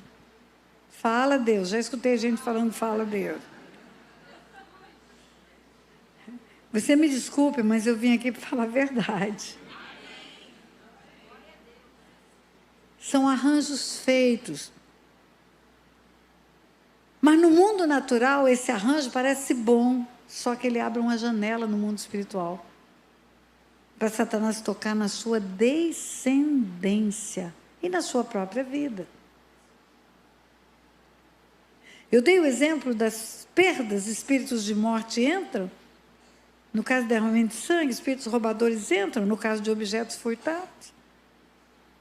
Espíritos destruidores entram, no caso de desonra aos pais. Você encontra gente que está comendo pão que o diabo amassou, tudo errado na vida, pode conversar com eles. Tem um histórico de desonra, não fez o caminho de volta. Geralmente, quando você atende uma pessoa que tem um histórico de desonra aos pais, casamento contrariando o conselho dos pais, arrebitando o nariz, dizendo, eu sei o que é bom para mim, eu tomo decisão para mim. Não toma por bem o conselho de quem o formou, o criou e o ama. Aí essa pessoa, quando ela é confrontada, ela fala assim, mas minha mãe já me perdoou, pastora. Minha mãe é boazinha. Eu casei sim contra a vontade dela, ela chorou 3 dias, ficou de cara inchada. Mas uma semana depois, ela fez um bolo de cenoura coberto de chocolate e levou para mim, porque ela é boa. Ela já me perdoou. E a minha resposta é, você não entende nada do mundo espiritual, porque o perdão liberado não é suficiente para mudar a história de ninguém. O que muda a história de alguém é o perdão buscado pelo arrependimento. Deus amou o mundo de tal maneira, tem 8 bilhões de pessoas que não são beneficiárias. Não é a totalidade que é beneficiária do perdão da cruz. Na cruz foi perdoado o homem. Mas quem que se apropria do perdão? Quem vai à cruz em arrependimento e confissão. Se confessarmos nossos pecados, Ele é fiel e justo para perdoar os pecados e nos purificar de toda injustiça. Tempo não apaga pecado. No mundo espiritual não se aplicam as leis da física. Tempo e espaço não existem no mundo espiritual. Tudo é aqui agora, nessa hora. O pecado de 30 anos atrás está agora diante de Deus. De 50 anos atrás está agora diante de Deus. E ele só vai desaparecer na hora do arrependimento. O perdão ofertado pela sua mãe não muda o quadro espiritual da sua vida. O que vai mudar o quadro espiritual da sua vida é o arrependimento de haver ferido o coração da tua mãe e até ela fazer o caminho de volta. É isso que vai mudar. E eu estou te ensinando princípios espirituais. E quando você se arranja naquilo que Deus está ensinando, quando você se posiciona, os demônios que entraram pela porta, eles vão poder ser expulsos sem fazer mais nada na sua vida.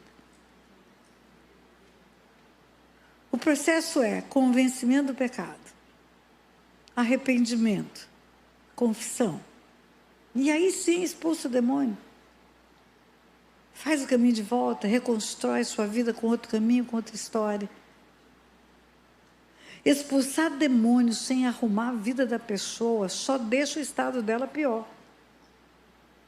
Porque a Bíblia diz que ele volta e traz mais, vira 8. Então, se está ruim com um demônio, está ruim um demôniozinho de estimação que você já tem aí, fica com ele. Se não estiver com o propósito de mudar a vida, de parar de pecar. Se não tiver com o propósito de mudar, se tiver com o propósito de mudar, vamos lá. Estamos juntos. Mas se não estiver com o propósito de mudar, fica com ele.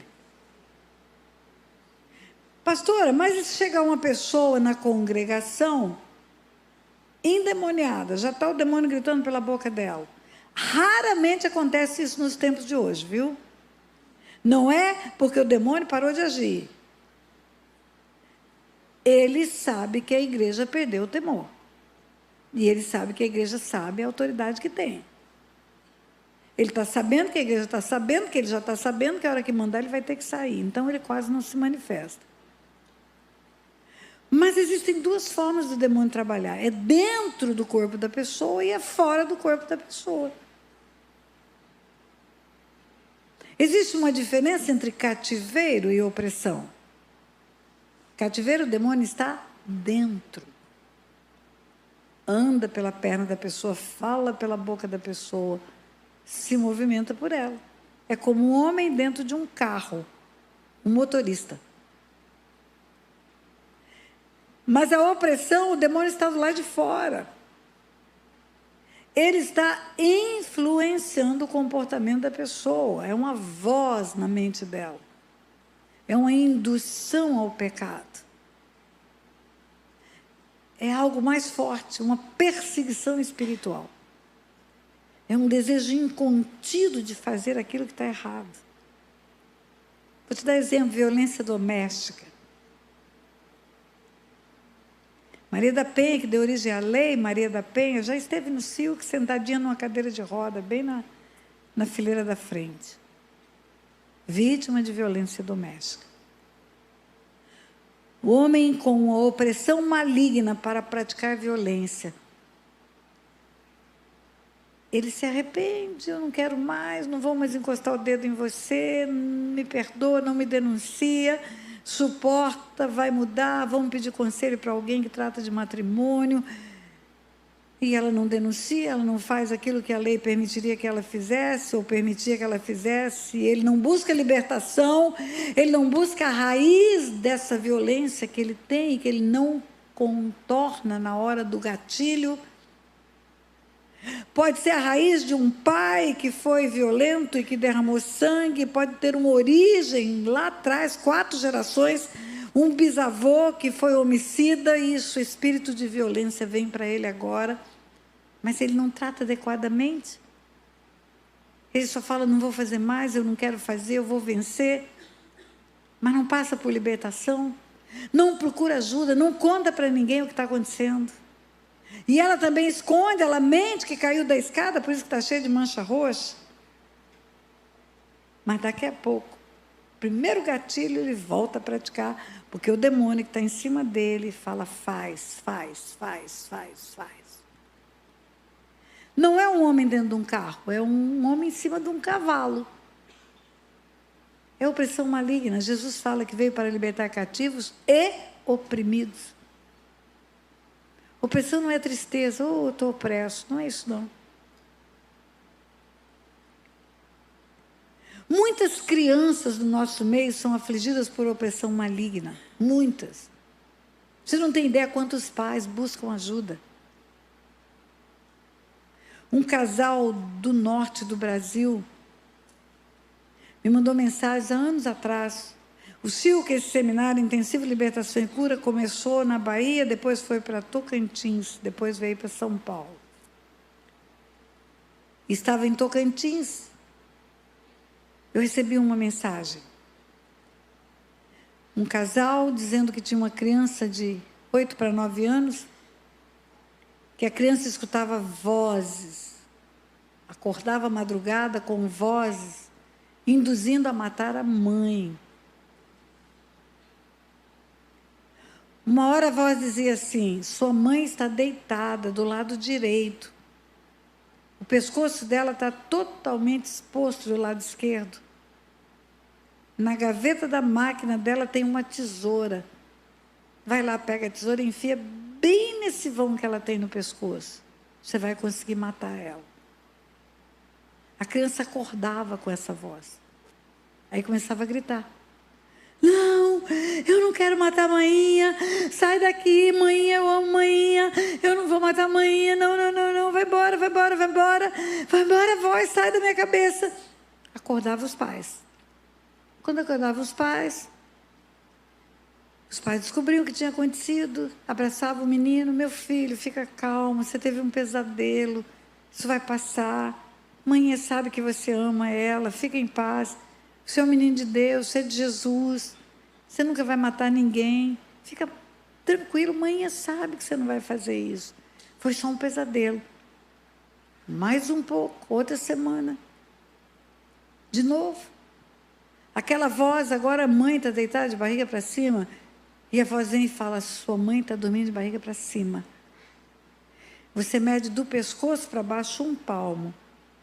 E lá na cozinha tem uma faca, assim, assim na gaveta, você enfia nesse ponto. 1 palmo abaixo do pescoço. Vai entrar no coração dela, você vai matar sua mãe. E o menino acorda aos gritos. Não, não, não, sai da minha cabeça. A mãe e o pai acordam. O menino conta o que aconteceu. E a mãe fala, calma, meu filho, você teve um pesadelo. Até que um dia eles escutam uma pregação minha. E escutam essa história de opressão maligna. E pedem ajuda. E eu falei, mãe, isso acontece com frequência? Quase toda semana. Então grava, eu quero ouvir. Eu quero ouvir os gritos dele. Eu quero ouvir a reação dele e a reação de vocês. E ela gravou. O inimigo fala ao ouvido do menino, o menino escuta a voz, o menino grita. E a voz do pai e da mãe é de acalmar o menino só. E eu falei, mãe, a única pessoa que está agindo certo nessa cena é o seu filho. Está ordenando que o inimigo vá embora. Você está alisando Satanás, você está numa madeira para Satanás. Você tem que expulsar o demônio. A Bíblia fala, resistir, ele fugirá. Ele vai fugir, vocês vão mandar sair, ele vai ter que sair. Mas vocês correm para buscar ajuda, porque tem que saber por onde que ele entra. Tem uma porta aberta. Tem uma porta aberta para o demônio fazer isso com essa criança. Abriu uma porta para entrar. E eles foram bater no Silk de Tocantins, morava no norte do país. Chega em Tocantins, no dia que eles são atendidos, quando é feito o mapeamento, está lá a resposta. Ele era um empresário bem-sucedido, ela era a secretária dele, lindona.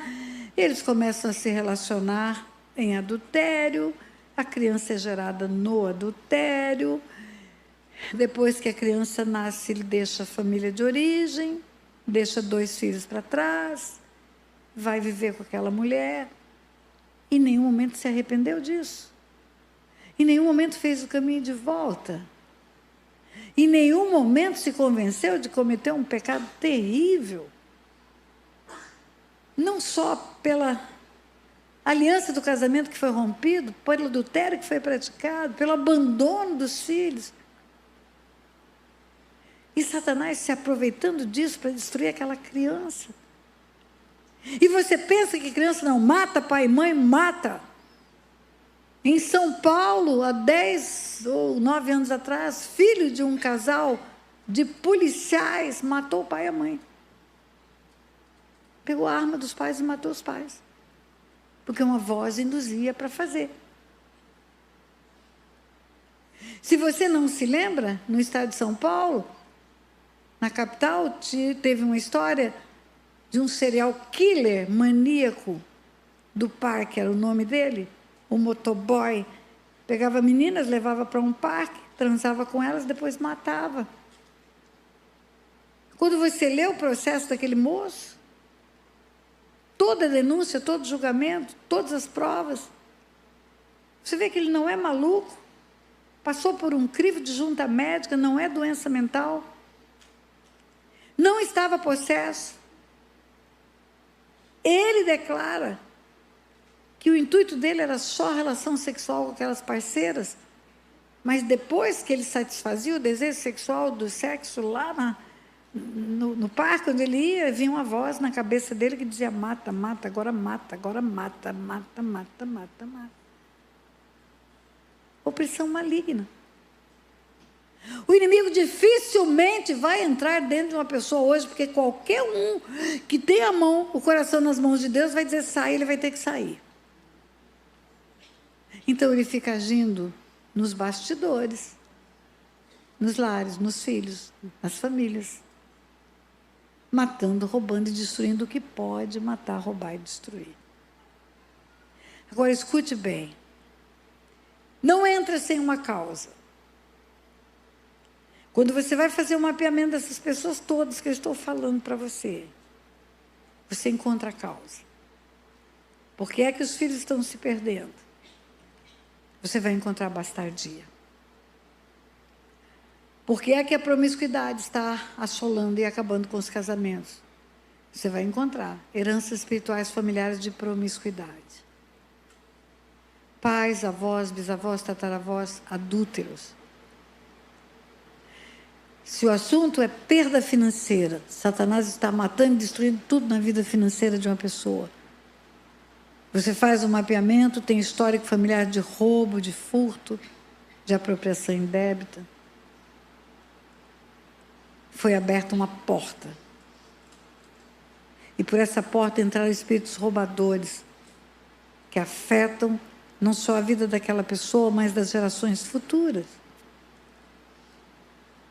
Sempre há uma causa, sempre. O sintoma é apenas como uma febre. Quando você tem febre, você corre para tratar a febre. A febre é só um sintoma. Toma dipirona, baixa a febre. Passa a feira de dipirona, volta a febre. Toma a dipirona, baixa a febre. Vai, pede para orar, pede para orar, pede para orar, baixa a febre. Vai naquela igreja, pede para orar, baixa a febre. Mas volta. Volta a acontecer a mesma coisa. Tudo acontece de novo. Aí você vai correr para o médico. Por que eu estou tendo essa febre contínua? Febre é sinônimo de infecção.